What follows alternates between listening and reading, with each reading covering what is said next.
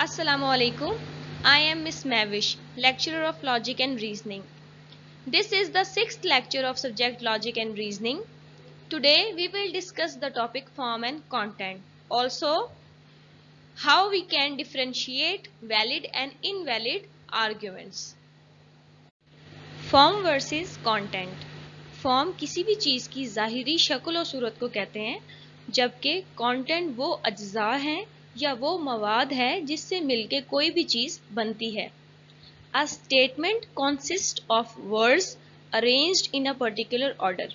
एक statement word से मिलके बनती है जो एक स्पेसिफिक ऑर्डर में अरेंज होते हैं। Thus, the form of a statement may be analyzed in terms of the arrangement of its constituent words. और हम कह सकते हैं कि किसी भी स्टेटमेंट की जो फॉर्म है वो एक्चुअली उसके जो वर्ड्स हैं, जो उसका कंटेंट है या जिन भी अल्फाज से मिलके वो स्टेटमेंट बनी है, उन अल्फाज की अरेंजमेंट का नाम है। एक स्टेटमेंट डिफरेंट वर्ड से मिलके बनती है और वो वर्ड्स एक्चुअली वो कंटेंट हैं जिनसे मिलके एक स्टेटमेंट बनी है, और उन वर्ड्स की एक स्पेसिफिक ऑर्डर स्टेटमेंट की फॉर्म बनाती है। To be more precise, a statement consist of terms which include simple terms and compound terms. यहाँ पे हम वर्ड्स की जगह पे टर्म्स का वर्ड यूज कर रहे हैं। जो स्टेटमेंट है वो टर्म से मिलके बनती है, और टर्म जो है वो सिंपल भी हो सकती है और कंपाउंड भी हो सकती है। कैसे? A simple term is just a word together with a specific grammatical rule, being a noun or being a verb. Means एक जो टर्म है किसी भी स्टेटमेंट के अंदर एक्चुअली वो एक सिंपल वर्ड है जो डिफरेंट और स्पेसिफिक ग्रामेटिकल रूल्स को फॉलो करता है, जैसे कि नाउन या वर्ब। जबकि a compound term is a string of words that act as a grammatical unit within statement. It's mean कि जो सिंपल वर्ड होगा वो सिंपल टर्म कहलाएगा, वो नाउन भी हो सकता है, वर्ब भी हो सकता है। जबकि डिफरेंट नाउन मिलके या डिफरेंट वर्ब्स मिलके अगर कोई स्टेटमेंट बना रहे हैं या इनका कोई कॉम्बिनेशन, तो वो क्या कहलाएगा? कंपाउंड टर्म कहलाएगा। मीन्स स्ट्रिंग ऑफ वर्ड्स, जब काफ़ी सारे वर्ड्स मिलकर एक जुमला, छोटा जुमला बनाएंगे तो वो कंपाउंड टर्म कहलाएगा। एग्जाम्पल देख लेते हैं। Example of compound term include noun phrases. Noun के डिफरेंट फ्रेजेस कंपाउंड टर्म बना रहे हैं इस एग्जाम्पल में।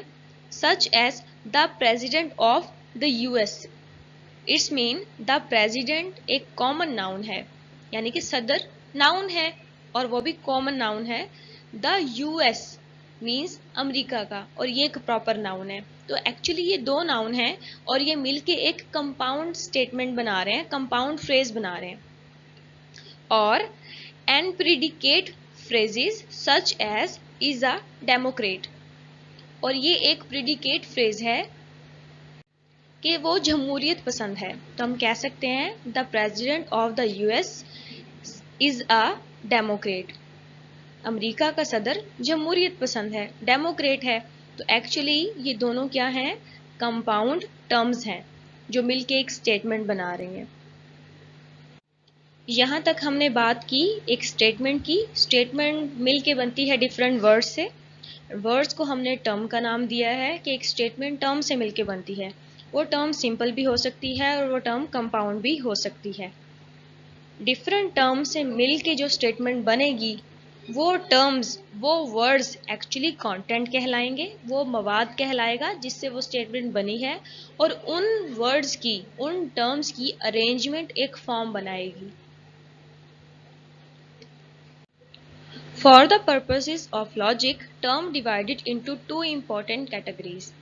क्योंकि हम लॉजिक एंड रीजनिंग पढ़ रहे हैं और लॉजिक की बात कर, टर्म्स डिवाइड की गई हैं दो इंपॉर्टेंट कैटेगरीज में। The first is descriptive term and the second is logical term. Descriptive terms ऐसी टर्म होंगी जो किसी चीज़ को डिस्क्राइब करें, यानी कि इसका ताल्लुक कंटेंट से होगा। कंटेंट ही ऐसे वर्ड्स होते हैं जो किसी भी स्टेटमेंट में बयान करते हैं चीज़ों को। It's mean descriptive term. And the second is logical term. Logical term ऐसी टर्म्स होंगी जो लॉजिक को डिस्क्राइब करेंगी, यानी कि एक स्टेटमेंट की फॉर्म बनाएंगी। One must carefully note, however, that is distinction is not absolute. ये एक्सटिंक्शन जो है, ये जो हमने डिवाइड की है टू कैटेगरीज में टर्म्स को, ये बिल्कुल मुकम्मल नहीं है।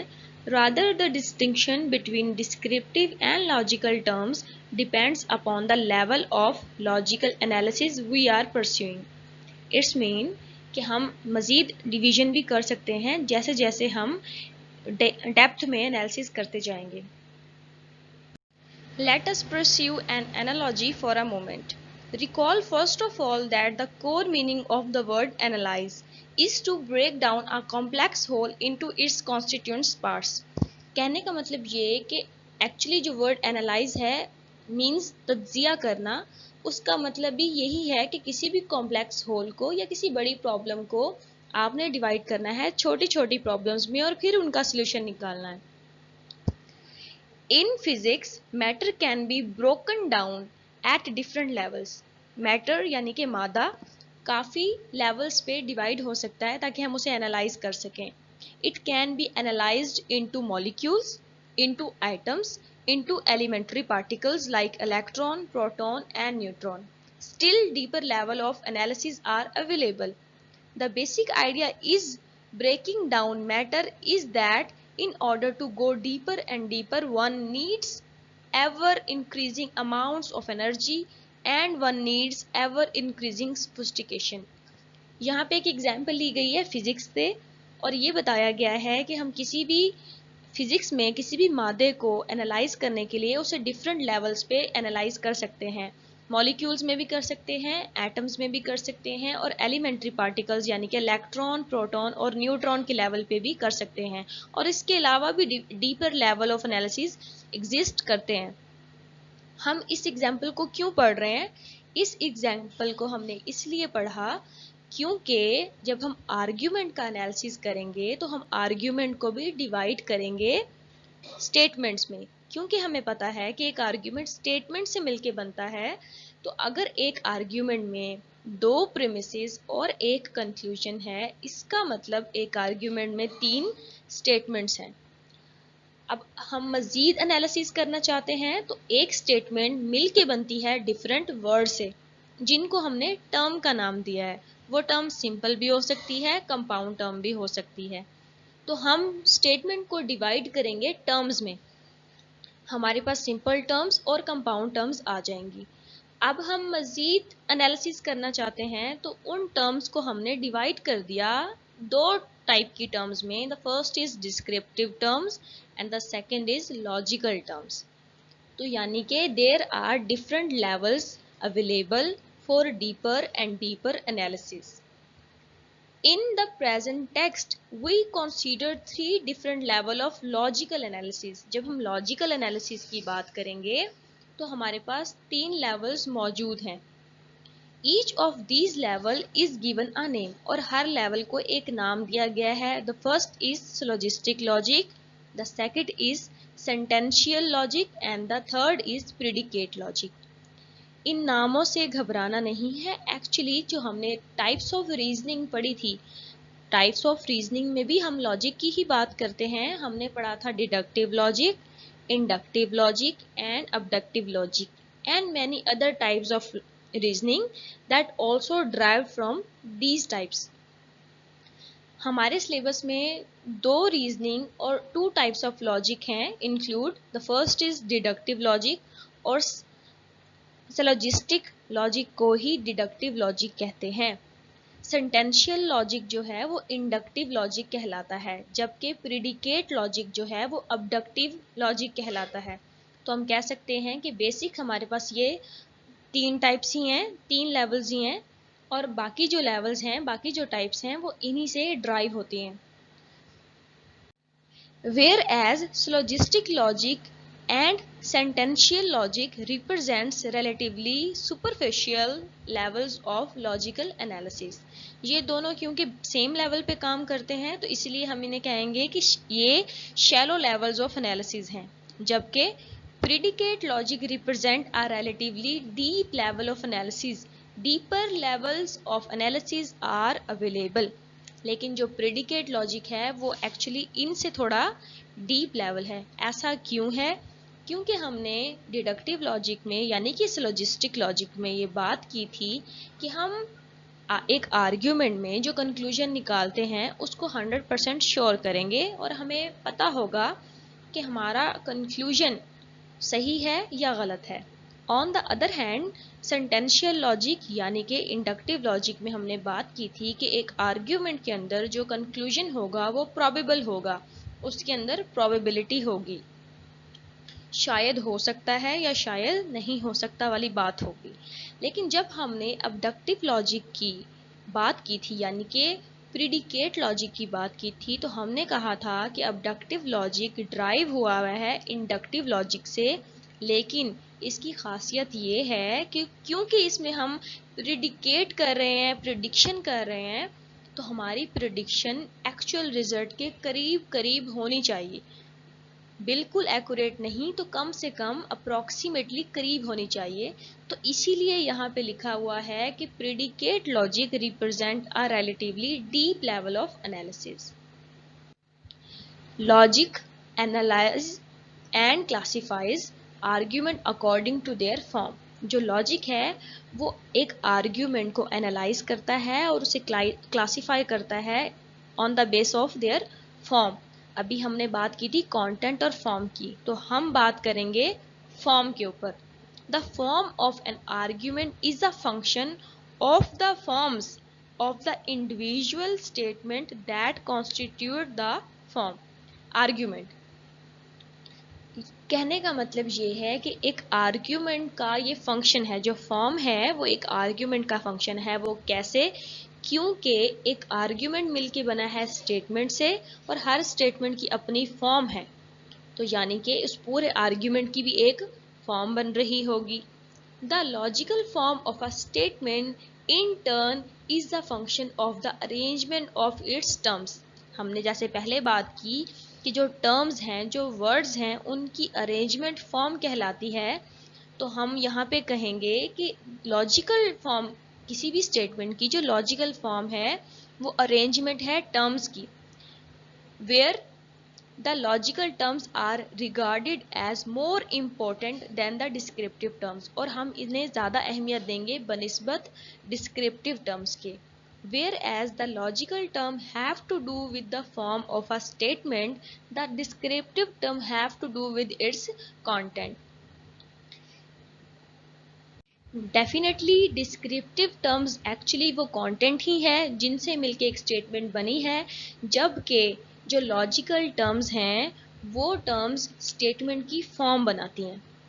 लॉजिकल टर्म्स ऐसी टर्म्स जो किसी भी स्टेटमेंट की फॉर्म बनाएं और डिस्क्रिप्टिव टर्म्स ऐसी टर्म्स हैं जो डिस्क्राइब करें स्टेटमेंट को, वो उसका कंटेंट होंगी। There is a distinction in logic between form and content. There is likewise a distinction in logic between arguments that are good in form and arguments that are good in content. This distinction is best understood by the way of an example or two. Consider the following arguments. जैसे कि हमने बात की कि logic में form और content में फ़र्क है। कंटेंट वो टर्म्स हैं जिनसे मिलके एक स्टेटमेंट बन रही है और उन टर्म्स की जो अरेंजमेंट है, जो ऑर्डर है, वो एक फॉर्म बना रहा है। तो दोनों में डिफरेंस है। इसी तरीके से एक आर्ग्यूमेंट में भी फर्क होगा कि एक आर्ग्यूमेंट अच्छा है in terms of form and एक आर्ग्यूमेंट अच्छा है in term of content. Example से बात करते हैं। Example number 1, all cats are dogs.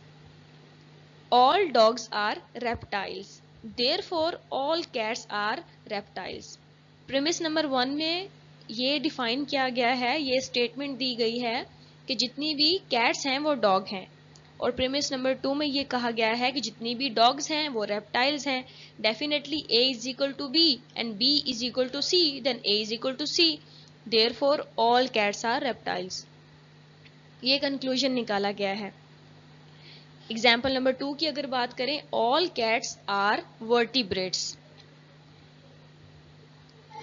All mammals are vertebrates, therefore all cats are mammals. Premise number 1 में बात की, जितनी भी कैट्स होती हैं वो वर्टिब्रेट्स होती हैं और जितने भी मैमल होते हैं वो भी वर्टिब्रेट्स होते हैं। तो हो सकता है कि जितनी भी कैट्स हैं वो मैमल्स हैं। एक्चुअली ये दोनों example different point of view से गलत हैं। कैसे, देखते हैं।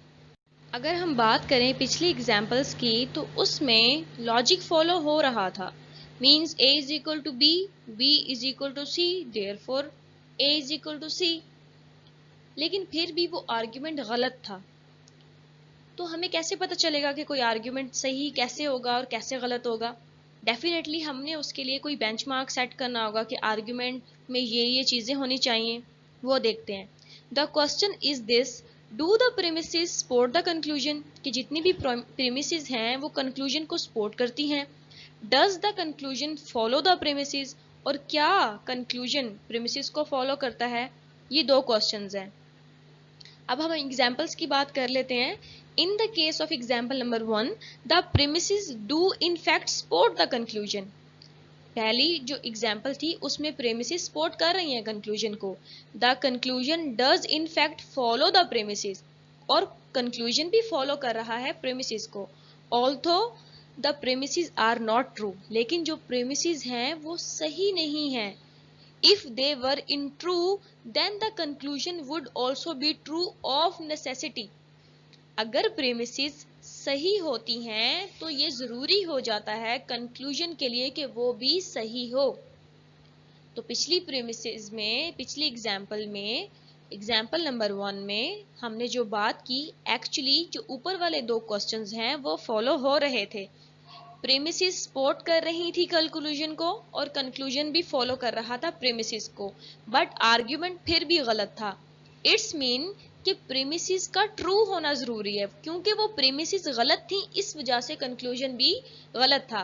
तो यहाँ पे तीसरा क्वेश्चन ऐड होता है कि प्रेमिसेस सपोर्ट करेंगी कंक्लूजन को, कंक्लूजन फॉलो करेगा प्रेमिसेस को, बट प्रेमिसेस ट्रू होंगी तभी कंक्लूजन ट्रू होगा। In the case of example number 2, the premises are all true. अगर हम बात करें 2 की तो प्रेमिसेस उसमें ट्रू हैं, क्योंकि जितने भी मैमल्स हैं वो वर्टिब्रेट होते हैं और जितनी भी कैट्स हैं वो भी वर्टिब्रेट होती हैं। वर्टिब्रेट्स मीन जिनमें स्पाइनल कोड हो, रीढ़ की हड्डी हो, जिस जानवर में या जिस जानदार में रीढ़ की हड्डी हो वो वर्टिब्रेट कहलाता है। तो जो कैट्स हैं वो वर्टिब्रेट होती हैं डेफिनेटली, उनमें रीढ़ की हड्डी होती है। और मैमल्स जितने भी हैं ऐसे जानवर जो दूध देते हैं उनमें भी रीढ़ की हड्डी होती है, लाइक काओ एंड ऑल। तो प्रेमिसेस क्या है, ट्रू है, लेकिन उसके बावजूद कंक्लूजन गलत है। वो कैसे? क्योंकि the premises are all true and so is the conclusion, but nevertheless the truth of the conclusion is not conclusively supported by the premises. लेकिन क्योंकि उसमें प्रेमिसेस भी ट्रू है और जो कंक्लूजन बन रहा है उसे ट्रू होना चाहिए, लेकिन ऐसा है नहीं। क्यों? क्योंकि जो कंक्लूजन है वो सपोर्ट नहीं हो रहा by premises. In example 2, the conclusion does not follow from the premises, और ना ही उससे फॉलो कर रहा है। To see that the conclusion does not follow from the premises, we need merely substitute the term reptile for mammals, then the premises are both true but the conclusion is false. अगर हम जो term reptile है वो mammals की जगह पर substitute कर दें, फिट कर दें, तो फिर प्रीमिसेस तो ट्रू हो जाएंगी लेकिन कंक्लूजन फिर भी फॉल्स होगा। इन दो एग्जाम्पल से हमें ये बात समझ आई कि हमारे जो कंक्लूजन है वो प्रीमिसेस की सपोर्ट से होगा। मींस प्रेमिसेस सपोर्ट करेंगी कंक्लूजन को और कंक्लूजन फॉलो करेगा प्रेमिसेस को। बट अगर प्रेमिसेस ट्रू होंगी तभी कंक्लूजन ट्रू होगा, और अगर प्रेमिसेस ट्रू हैं फिर भी कंक्लूजन ट्रू नहीं है, तो ये वाला सिनेरियो भी हो सकता है। Examining an argument. In examining an argument, there are basically two questions one should ask. The first is, are all the premises true? And the second is, does the conclusion follow from the premises? पहला सवाल ये होना चाहिए कि क्या जो सारी premises हैं वो सही हैं, ट्रू हैं, और दूसरा क्वेश्चन ये होना चाहिए कि जो कंक्लूजन है वो फॉलो करता है प्रेमिसेस को। तो इस तरीके से हम अपने आर्ग्यूमेंट को एग्जामाइन करेंगे। The classification of a given argument is based on the answers to these two questions. In particular, we have to follow the definition. Argument की definition को follow करेंगे तो हमारा argument examine और valid हो जाएगा। कैसे? An argument is factually correct. एक argument सही तब होगा if and only if all of its premises are true. जब उसकी जो premises हैं, सारी premises हैं, वो true होंगी। लेकिन जब सारी प्रीमिसेस ट्रू होंगी तब वो आर्ग्यूमेंट सही माना जाएगा, सिर्फ सही माना जाएगा, वैलिड नहीं माना जाएगा। An argument is valid if and only if it's conclusion follow from its premises. लेकिन एक आर्ग्यूमेंट वैलिड तब माना जाएगा जब उसका जो कंक्लूजन है वो फॉलो करता है प्रीमिसेस को। यानी कि एक आर्ग्यूमेंट का करेक्ट होना भी जरूरी है और वैलिड होना भी जरूरी है। An argument is sound if and only if it is both factually correct और वैलिड। और साउंड एक आर्ग्यूमेंट यानी कि बेहतरीन आर्ग्यूमेंट तब होगा जब वो करेक्ट भी होगा और वैलिड भी होगा। तो हम ये नहीं कह सकते कि आर्ग्यूमेंट सिर्फ करेक्ट है तो सही है, नहीं, उसका वैलिड होना भी जरूरी है। और सिर्फ ये नहीं कि वो वैलिड है तो सही है, करेक्ट चाहे हो या ना हो। तो हम कह सकते हैं कि एक आर्ग्यूमेंट का सही होना और वैलिड होना दोनों चीजें जरूरी हैं, और उसका साउंड होना भी जरूरी है ताकि वो दोनों क्वालिटीज उसमें हों। Basically a factually correct argument has good content. यहाँ पे फर्क आ जाएगा फॉर्म और कंटेंट का, जो एक्चुअली हमने पढ़ा है। एक जो आर्ग्यूमेंट है जो सही है वो एक्चुअली गुड है कंटेंट में, क्योंकि उसकी प्रीमिसेस क्या है, ट्रू है। प्रीमिसेस ट्रू तो तभी होंगी ना जब उसका कंटेंट सही होगा, और कंटेंट सही होगा इसका मतलब कि वो आर्ग्यूमेंट फैक्चुअली करेक्ट है। And a valid argument has good form, और जो वैलिड आर्ग्यूमेंट होगा उसकी गुड फॉर्म होगी। डेफिनेटली जो कंक्लूजन है वो फॉलो कर रहा है प्रीमिसेस को, इट्स मीन कि प्रीमिसेस की भी बेहतरीन फॉर्म बन रही है और कंक्लूजन भी फॉलो कर रहा है प्रीमिसेस को, और उसकी फॉर्म भी अच्छी बन रही है, इसलिए वो आर्ग्यूमेंट वैलिड भी है। And a sound argument has both good content and good form, और जो साउंड का आर्ग्यूमेंट है उसमें दोनों क्वालिटीज हैं, वो गुड कंटेंट में भी अच्छा है और फॉर्म में भी अच्छा है। Note that a factually correct argument may have a false conclusion. एक फैक्चुअली करेक्ट आर्ग्यूमेंट की जो कंक्लूजन है वो फॉल्स हो सकती है, क्योंकि हो सकता है कि उसकी प्रीमिसेस ट्रू है लेकिन कंक्लूजन फॉलो नहीं कर रहा प्रीमिसेस को, क्योंकि वो सिर्फ करेक्ट है, वैलिड नहीं है। The definition only refers to the premises, क्योंकि जो फैक्चुअली करेक्ट आर्ग्यूमेंट की डेफिनेशन है वो सिर्फ और सिर्फ प्रीमिसेस के बारे में कि सारी प्रीमिसेस ट्रू हो, यहाँ पे कंक्लूजन का जिक्र नहीं है। तो हम कह सकते हैं कि ऐसा आर्ग्यूमेंट जो फैक्चुअली करेक्ट है, सही है, वो एक्चुअली उसकी प्रीमिसेस की वजह से है और उसका कंक्लूजन फॉल्स हो सकता है। Validity and invalidity of an argument, कैसे पता चलेगा कि एक आर्ग्यूमेंट वैलिड है? An argument is valid if and only if it is impossible for the conclusion to be false while the premises are all true. एक argument valid तब कहलाएगा जब उसके कंक्लूजन के लिए नामुमकिन हो जाए कि अगर प्रीमिसेस ट्रू हैं और वो फॉल्स हो जाए।